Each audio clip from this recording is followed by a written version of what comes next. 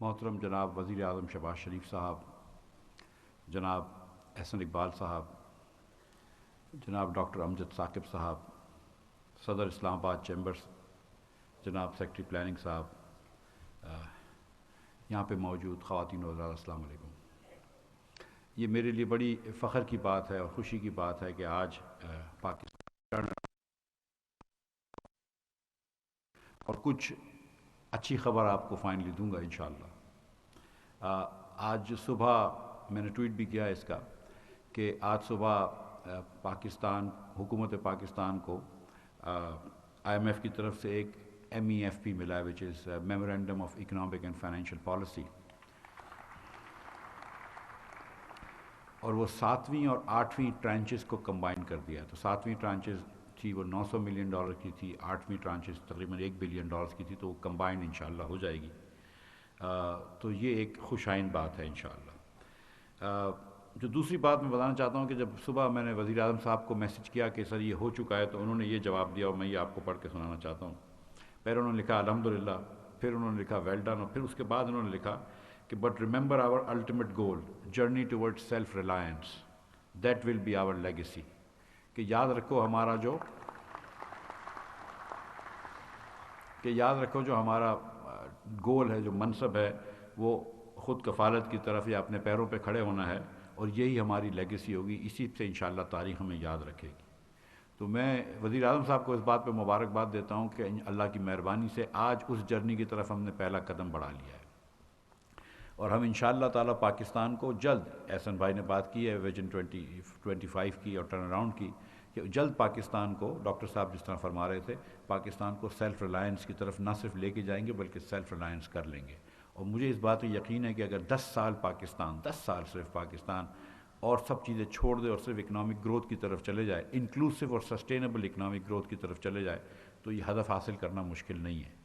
جتنی دنیا میں ممالک ہیں جنہوں نے ترقی کی ہے، اگر جاپان نے کی ہے 1940 اور 50 اور 60 کی دہائی میں، اس کے بعد کوریا وغیرہ نے کی ہے 70 اور 80 کی دہائی میں، چین نے کی ہے 90 کی اور پہلے اس صدی کی پہلی دہائی میں 10% گروتھ کی ہے انہوں نے 20 سال تک، اور 4 گنا اپنی مڈل کلاس کی انکم بڑھا دی ہے، نیشنل انکم بڑھا دی ہے۔ تو وہ اسی طرح کری تھی کہ سسٹینیبل گروتھ تھی، 10-20 سال کے اندر ایک ملک جو ہے وہ آرام سے مڈل کلاس ہو سکتا ہے، اور جس دن ہم من حاصل قوم یہ ڈیسائیڈ کر لیں گے کہ ہم کو انکلوسیو اور سسٹینیبل گروتھ کرنی ہے، تو انشاءاللہ تعالیٰ یہ ہدف ہمارے لیے مشکل نہیں ہے۔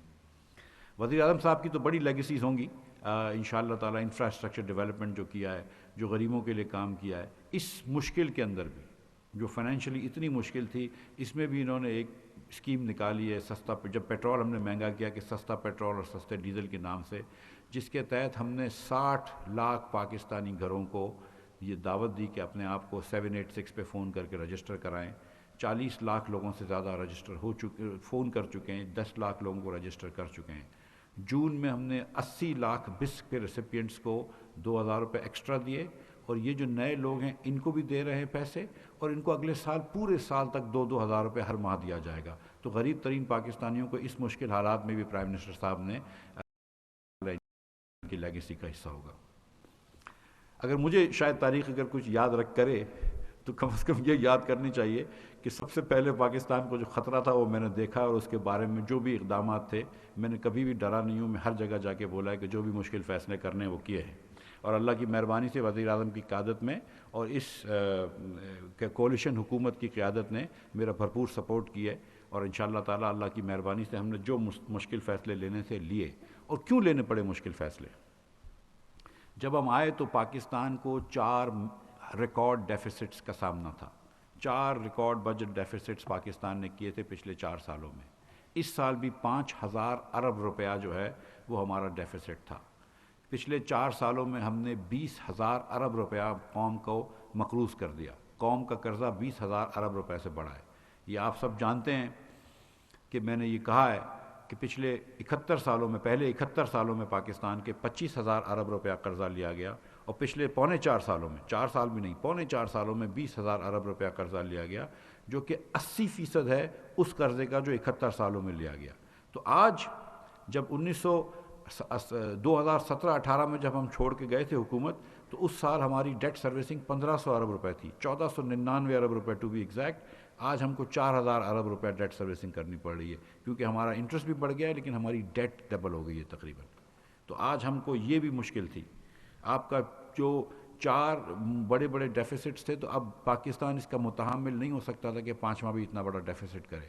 دنیا بھی اس کے لیے ریڈی نہیں تھی، آئی ایم ایف بھی ریڈی نہیں تھا، لیکن کوئی اور ادارہ بھی ریڈی نہیں تھا کہ آپ 5,000 ارب روپے کے ڈیفیسٹس کر رہے ہیں. اور کیا ٹیکس ہے آپ کا؟ اس سال پاکستان کا tax to G D P جو ہے وہ 8.7% ہے، جو دنیا میں کم ترین ملکوں میں شامل ہے.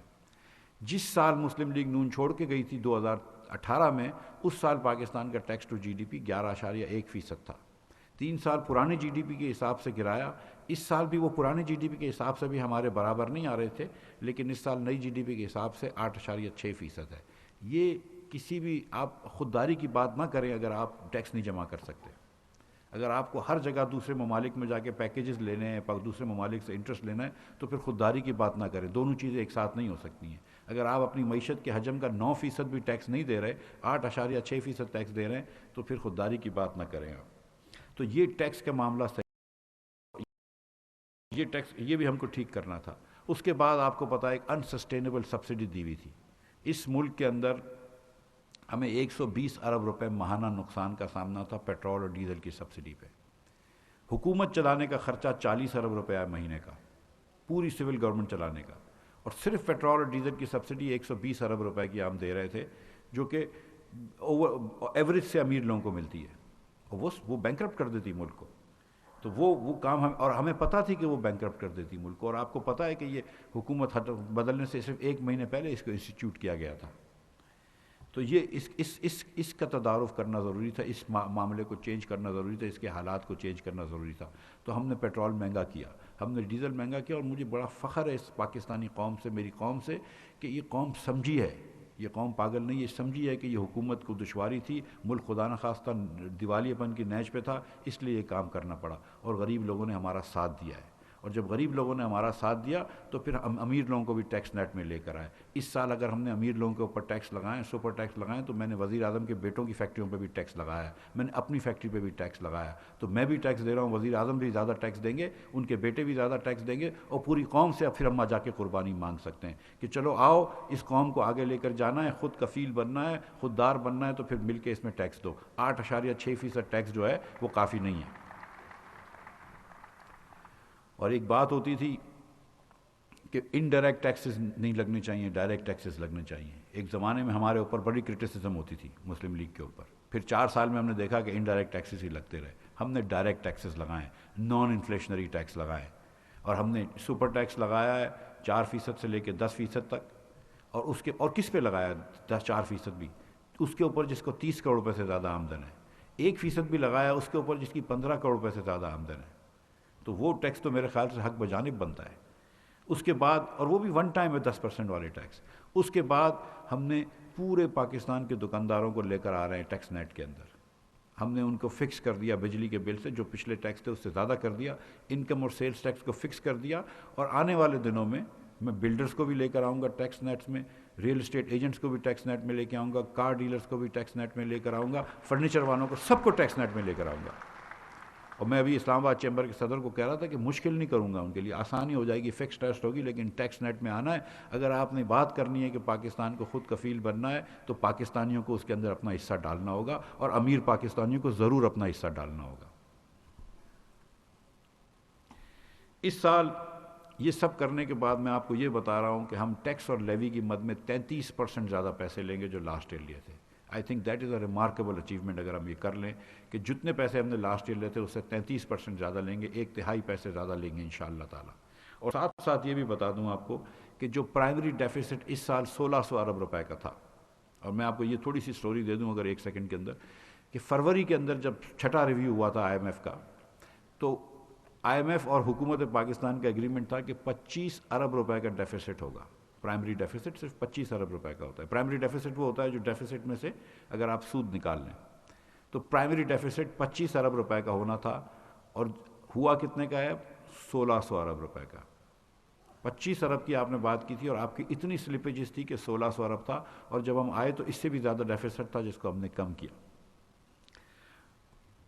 آئی ایم ایف سے ان کی بات ہوئی تھی کہ اس سال شروع میں بات ہوئی تھی کہ پازیٹیو کرنا ہے، شروع میں بات ہوئی تھی کہ پازیٹیو کرنا ہے، تو ہم پازیٹیو کرنے کی طرف جا رہے تھے. اس سال ہم کو پازیٹیو کرنا پڑا، تو ہم انشاءاللہ تعالیٰ اس ڈیفیسٹ کو 2500 ارب کے ڈیفیسٹ 1600 ارب کے ڈیفیسٹ کو 152 ارب روپے کے پازیٹیو میں لے کر آئیں گے. یہ 2.5% 2.25% جی ڈی پی کی ایڈجسٹمنٹ ہے جو کہ آسان نہیں ہوتی ہے، لیکن ہم نے کر لی ہے. اب اللہ تعالیٰ کی مہربانی سے پاکستان دیوالی پن کے خطرے سے نکل چکا ہے، پاکستان آؤٹ آف ڈینجر ہے، کوئی ڈیفالٹ کا اب چانس نہیں ہے.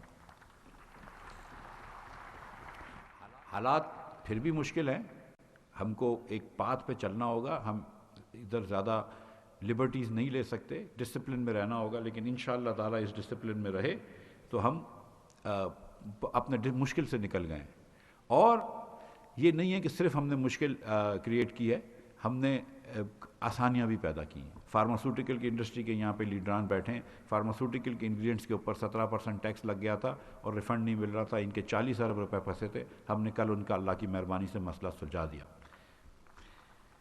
ہم نے ساتھ ساتھ تمام ایگریکلچر سیڈز کے اوپر سیلز ٹیکس ہٹا دیا، ہم نے سولر پینلز کے اوپر سیل ٹیکس ہٹا دیا تاکہ ہمارے ملک میں زیادہ سولر پینل آ سکے. تو جہاں جہاں مسائل تھے وہاں پہ سولو کر دیے. پاکستان کرتا ہے کاٹن سیڈز کے اوپر، دیگر سیڈز کے اوپر ہم نے وہ دیے، ان کو انسینٹیو دیے تاکہ انشاءاللہ تعالیٰ آئل سیڈز یہاں پہ پیدا ہوں، تو اس سے بھی فائدہ ہوگا. تو آپ دیکھیں گے کہ آنے والے دنوں کے اندر پاکستان جو ہے وہ اللہ نے چاہا تو بہتری کی طرف جائے گا. جو مشکل فیصلے کرنے تھے وہ کیے ہیں، اور اگر آئندہ بھی کوئی مشکل فیصلے کرنے ہوں گے تو ضرور کریں گے. ہم ہمیشہ ہمیشہ پاکستان کی معیشت کو، پاکستان کی سلامتی کو اپنی سیاست پہ ترجیح دیں گے، یہ ہمارا آپ سے وعدہ ہے. اور انشاءاللہ تعالیٰ کسی مشکل فیصلے سے دریغ نہیں کریں گے، لیکن پاکستان کو انشاءاللہ آگے لے کے جائیں گے. اور جو صاحب کی لیگیسی جو پرائم منسٹر چاہتے ہیں کہ پاکستان ایک جرنی پہ سیلف ریلائنس کی ہوگا، اس پہ ہر روز آگے بڑھتے رہیں گے. بہت شکریہ آپ لوگوں کا.